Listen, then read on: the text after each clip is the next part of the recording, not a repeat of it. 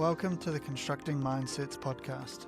This podcast is about having real, honest conversations and shining a more positive light on the construction industry. Hearing from people across the trades, on-site and in leadership roles. It also connects with the wider work I do, supporting site leaders and managers, improve communication, mindset and problem solving through online modules, in-person workshops and coaching. Thanks for joining us on this one. Let's get into the episode. Today's episode is a really important one for our industry. We talk a lot about pressure, performance and resilience in construction, but not always about what helps people cope and perform better long term.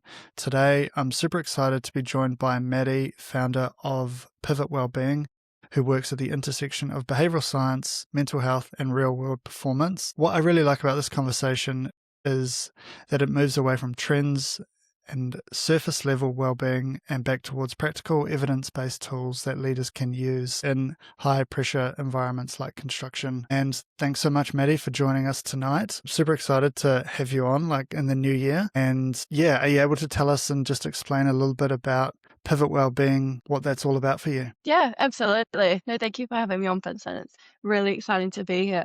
So my background is in mental health and behavioral science. That's where I'm doing my postgraduate study at the moment. I've worked across quite a few settings here in New Zealand and also overseas in London. So I've worked in acute psychiatric wards and hospitals, and then through university research teams.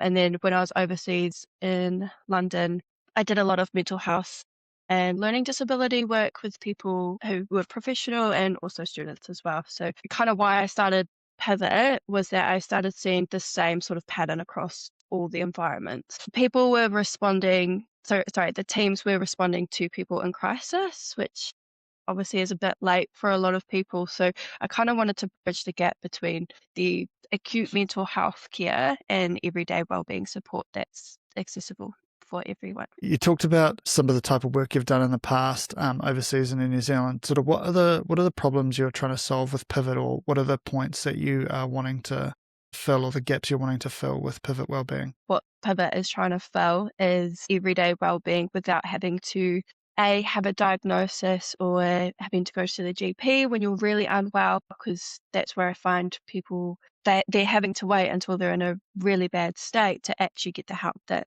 they need and deserve. So Pivot is just kind of, come to me, what do you need, what's working, what's not, and we just go from there. And sort of what are you seeing from traditional wellbeing or mental health approaches that made you think there is a better way? My perspective, especially working in hospitals, we tend to medicate quite a lot, and I do believe that it is a necessary tool in quite a few circumstances. But I feel like before we reach that point of medication, let's look at some more holistic or behavioral changes that we can make before fully depending on a pill.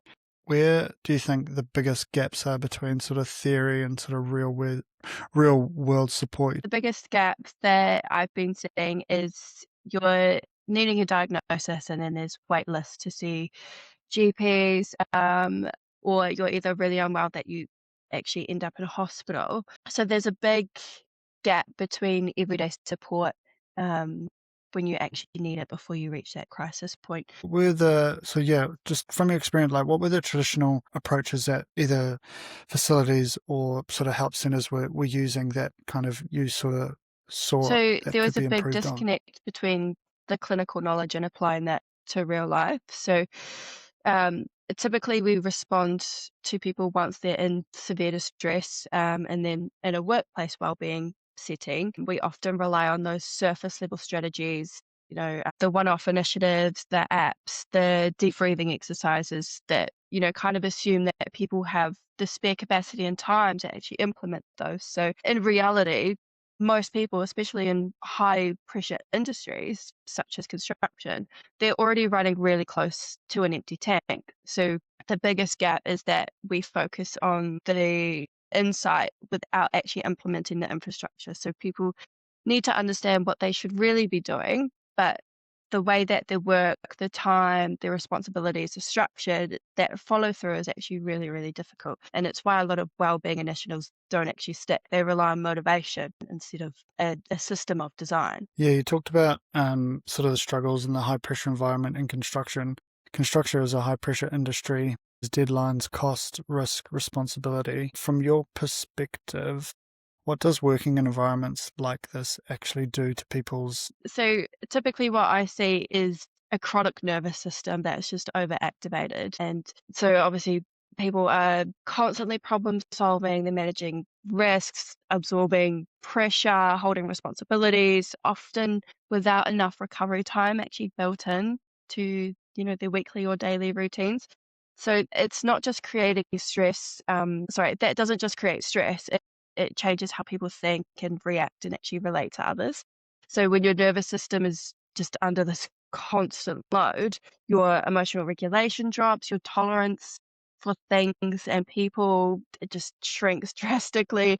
Your reactivity increases. So people don't become less capable. It's just their capacity gets eaten up very, very quickly. You talked about recovery time and recovery there for a second. I kind of want to just maybe point that out or maybe focus in on that. Like everyone, I don't know, I think everyone knows about recovery for your muscles and like going to the gym, you need to have like your protein shake. Like, oh, I need to get my recovery in after a big long run or cycle or gym session or whatever. Is that the same for your sort of mental Yeah, health? the right nutrition and exercise is absolutely fantastic for recovery and just kind of putting your mind in a different zone other than work. But there's also different things we can implement instead of just the exercise side of things. So a lot of people, when they want to wind down, it's the phone and the scrolling, and it might serve as like an immediate dopamine release and it's taking your mind off things, but it's actually eating up more of your capacity because when you're just flooding your mind with all this information, all these different sounds and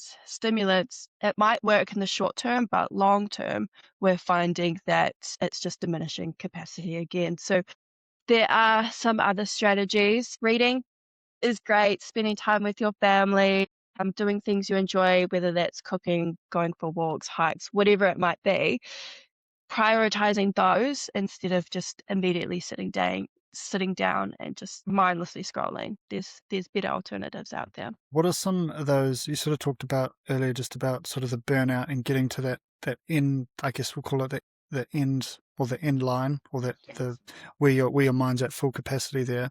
What are some early warning signs that people and maybe leaders in the industry should be aware of and maybe look out for either in their team or their colleague? Irritability is a massive one. That's probably one of the first warning signs. People tend to get quite snappy or they withdrawal in some ways. They got short tempers. You might see an increase in mistakes or disengagement of tasks. And like I was kind of saying before, people are relying more on those numbing behaviors like scrolling, alcohol, or avoidance. So they're not necessarily like an attitude or a character flaw. It's just those capacity signs that we need to watch out for. And sort of where do you see usually some organizations either... You sort of talked about maybe the apps that sort of large organizations have for a well-being, sort of in my experience, a big company might have a well-being or a counseling service available for their employee. Where do you see maybe that sort of improving, or what's sort of the gold standard from your point of view of you've got a set of employees? What is the gold standard that you would like to see sort of nationwide or worldwide? Fantastic. That is an What's excellent the big question, dream there? and I could spend hours talking about that. I guess my first thing is not waiting until things or people break. Like I keep saying, when people are at that capacity, that's when they actually start seeking help.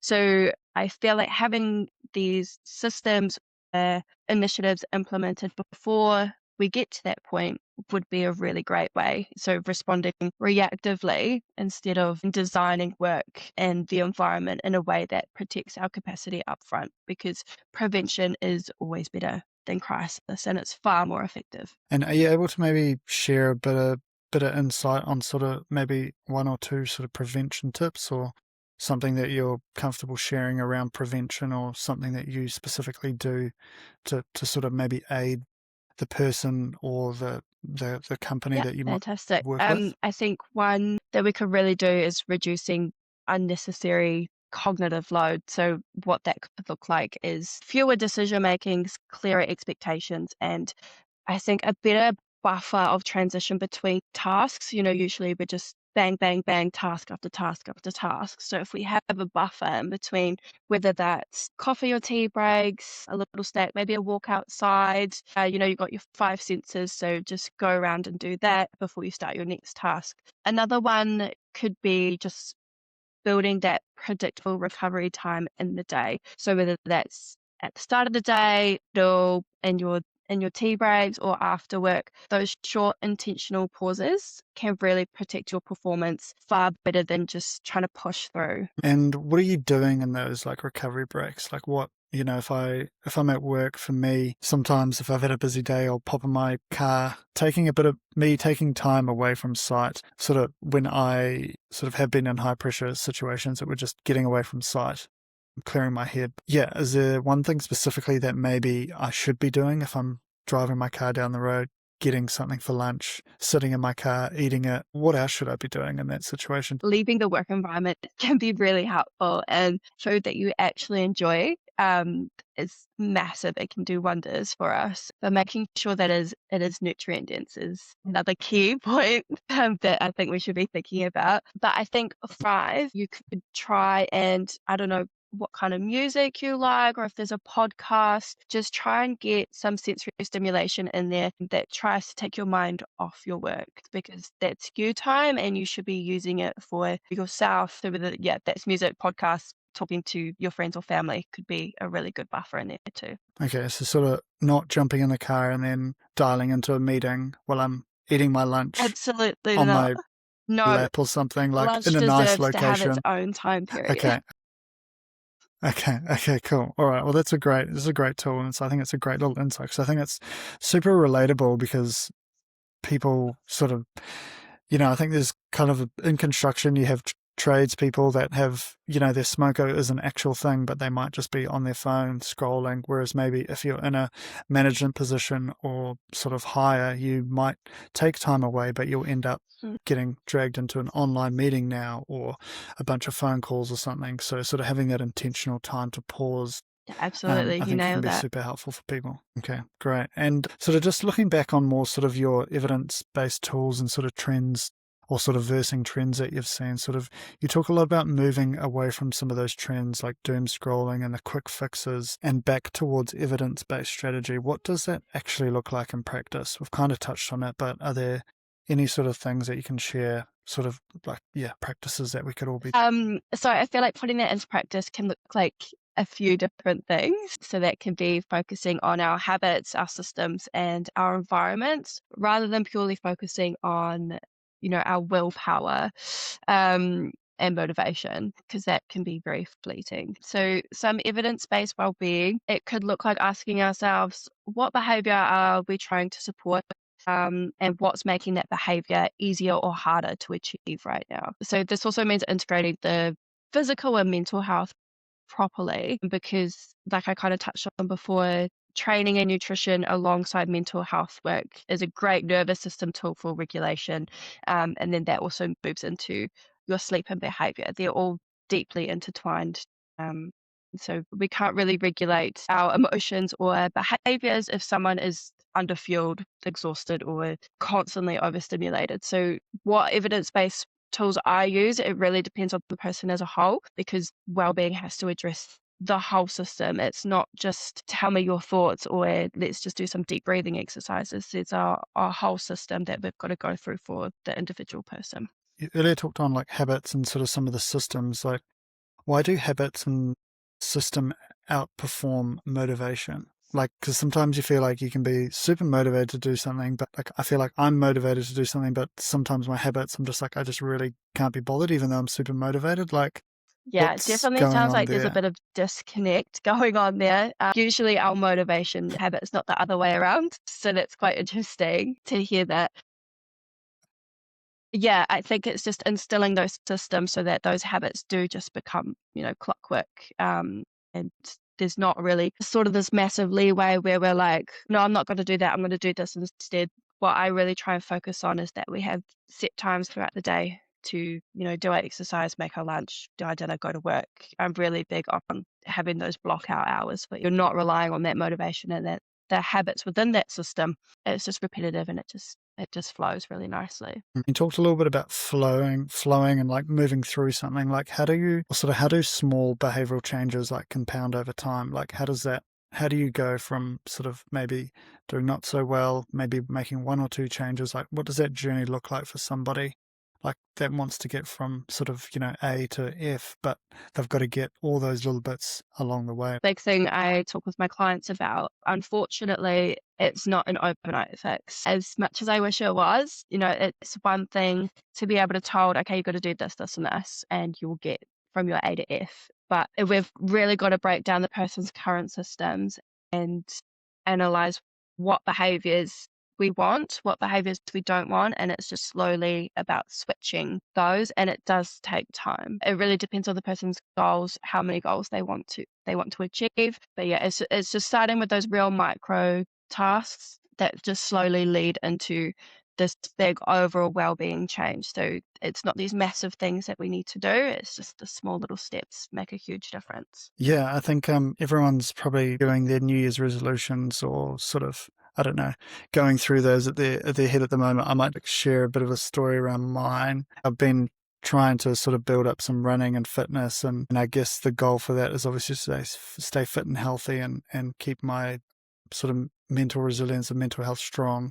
Because I feel sometimes when I've been working in the workplace, most of my jobs have a big sort of June period that gets quite hectic. So in the past, I've seen myself sort of deteriorate from sort of like the May to sort of July period. So I wanted to try and build a consistent sort of block of work like early on, and I'm writing down. So January, I've got just my 4 or 5 things that I want to do each week, like either exercise or some strength work.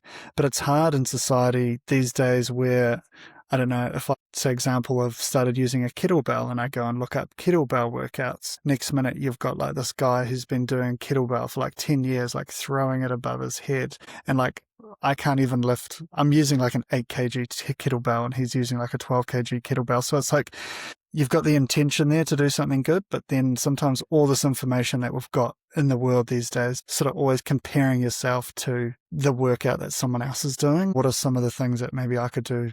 This is something we can all relate to. When you try and find out some information, you just get flooded with information.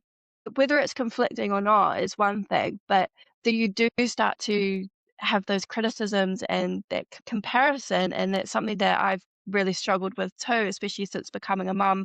All my feed is just postpartum and babies, and then you start comparing, yourself or your baby to someone else's video, and it's like you just got to kind of look at yourself in that moment and be like, what am I actually doing? Like, is this helping me or not? 9 times out of 10, it's not. It's going to deteriorate you, and I feel like it's just kind of bringing yourself back into your goals and your why as to what you're trying to achieve. Switch that phone off. Don't listen to it. Social media is not real life. And yeah, I feel like just having those values and your why at the forefront of your mind will really help you just push past all those negative things of, why am I even doing this? I'm not that good, or I can't lift that much, or I can't run that fast. Like, it's just everyone starts somewhere. And if you push through those negative moments, those thoughts start to go away quite quickly. It's just building that resilience up, like you were saying. I have 2 kids now. I'm like comparing myself to people that don't have kids, and like, why can't I be as fit as them, or vice versa? And yeah, like, so for me, I've got sort of like a Monday, a Tuesday, a Wednesday, Thursday, Friday, Saturday, and Sunday. And just the goal for those days is either just to move, for a certain time, or do something, but it's not like a life-changing amount compared to what I was doing. It's just trying to be consistent and maybe only adding in 1 or 2 extra things and just trying to work month by month. Is there any insights you could share around that? Yourself that, again, social media isn't the gold standard and it's not real life. Pull yourself back in, have some small achievable goals that you can just meet along the way. And I feel like, especially if you're a parent, we do not have the same 24 hours in a day as someone who does not. So it's like having 5 full-time jobs, working, being a parent, running a house, trying to exercise and socialize. So just be kind to yourself and have those goals and the reminders in your mind. So when you do have those uncomfortable thoughts, you have that right then and there to combat that. Cool. And then kind of got a little bit sidetracked on the personal front there, but sort of moving back into sort of leadership and maybe sort of in the workplace sort of perspective that we're looking at. So in construction, we're big on sort of systems, and you've talked about these controls and processes. Sort of how can leaders apply some of the behavioral science in that same structured way to either help a colleague or a team member or a co-worker or another, even Yeah, somebody that you're just fantastic. working on site with? So good behavior design, I feel like, looks like making the right behavior the easiest option. So this could be looking at our current systems. Are they clear? Do we have realistic expectations? Do we have that protected recovery time? And is our work environment actually supporting focus, or is it draining us? I feel like those are some big questions we can ask ourselves. And I just want to highlight, as managers and leaders within any industry, you don't need to be therapists. There's people who are trying to do that, and especially with the EAP systems that a lot of organizations have definitely utilized those. But leaders and managers, they do shape the conditions that, we sort of work under every day. And so I feel like as long as we're aware that the conditions that we set and we expect others to meet, it does directly affect mental health and performance. Yeah, I think it's a great point around sort of the leader or the team member or even just yourself setting the environment that you want to be a part of. Like if it's sort of, I refer back to something I learnt. Like if you've got 10 people in a team, and 8 of them are doing, the right thing, or they're working great and they're doing the good things, and there's 2 that maybe aren't sort of quite there, focusing on the 8 and the good things and the good stuff that people are doing, even the good things that you're doing, and you keep putting more and more time into those, hopefully then that should then bring through and maybe push out or move the other 2 or the other smaller things that aren't quite helping you through. How do we move from reactive sort of mental health support to prevention? I think is a big thing, because you talked a lot about reacting. Someone might have a problem at work and you're always reacting. Like, sort of what's something that maybe leaders or workers could be doing to help some of that prevention? Fantastic question. And I felt this is something we could all use ourselves. Again, it's looking at those environmental systems. Is it set up in a way that we are helping each other excel and succeed, or are there some sort of cogs in there that is hindering us, everyone, or is it just one person? And I feel like we need to evaluate that, and it's very case by case. So I feel like we just need to go on and evaluate what's actually going on, what's working, why isn't it? And we got to move from there. Unfortunately, it's not just a quick fix. There's usually some underground stuff that's going on. Got another couple of questions, and then we'll probably move into some quick fire questions, and then maybe a little wrap up at the end. But sort of from a personal perspective, Maddie, I believe you're sort of balancing motherhood, your postgraduate study, running and growing sort of your new Pivot Wellbeing business. Sort of how has that shaped your approach to resilience and performance for yourself, going out there and sort of creating this new Pivot Wellbeing system? Something I have to evaluate this, because I've learned all this and I've got experience helping other people, but when it comes to myself, it can be quite hard to implement what I'm actually saying. But I feel like the biggest thing for me is it's about managing my energy, not just my time. And I feel like, especially as parents or mums in particular, it can be really hard to actually go away and have some me time, whether that's going for a walk or the gym or whatever, because it's just 24/7 around the clock. So I've really learned the hard way that you just can't out discipline exhaustion. Your capacity will always win, and it's really just about that prevention before you reach that breaking point. I feel like I am really blessed to have a lot of family and friends around to support me. They say it takes a village. It really does. So that really helps me just to design my work with buffers, boundaries, systems that actually support my self-regulation, to make sure I'm actually having fun in my day-to-day, instead of just relying on pure grit just to get through day to day. It's not fun if you're doing it that way. So yeah, definitely just getting that regulation and having some fun moments, because life doesn't need to be that serious. What advice maybe would you give to leaders trying to stay effective without sort of burning out? Because I think sometimes with leaders, they're always trying to hopefully they're always trying to help others and help their team sort of, but then at the same time, if they're putting so much energy out there, they might be close to burnout Yeah, at the same time. absolutely. I think what I would say to a lot of leaders is you can't help others if you're not helping yourself first. Because if you've got 10% left in yourself, there's only maximum 10% that you can give to them. So you need to focus on refueling yourself, actually taking your time off work, whether that's on the weekends or in the evenings, actually have that you time. Though it can be really easy to just quickly reply to an email or answer this phone call. If it can wait, it can wait. I don't think anything is that serious that it can't wait in 8 hours until the morning. So that is something I would really recommend, is just fueling yourself so you can fuel your team. For anyone listening who wants to go deeper into this work, sort of how can people engage with Pivot Wellbeing, and what could they expect to gain from working with yourself and working with Pivot Wellbeing? So I have Instagram and Facebook. You can find me at Pivot Wellbeing, or my website is pivotwellbeing.co.nz. Working with me, I work with individuals and organisations who want the practical evidence-based change, not just the surface level advice and fixes. So that's what you can expect working with me. No, cool. Yeah, just we've got a couple more Okay. questions and sort of some quick fire questions here. So these are just sort of some quick fire questions to, I don't know, sort of short, maybe sharp answers, or the first thing that pops your head. So Coffee, but do you never prefer on an coffee or empty tea? stomach. Yeah. Coffee, but never on an empty stomach. Okay, why is that? Because I always have coffee on an empty stomach. Coffee on an empty stomach, it wreaks havoc on our gut, and the gut is like our second brain, really. So we've got to focus on that without the caffeine. Okay, so have breakfast first, like piece of toast or an egg or some muesli or something first. Biggest mindset tip for leaders working in high pressure roles? Design your systems well, and then don't demand resilience from your team. Okay, cool. And one word to describe a high performing team or person you've worked with.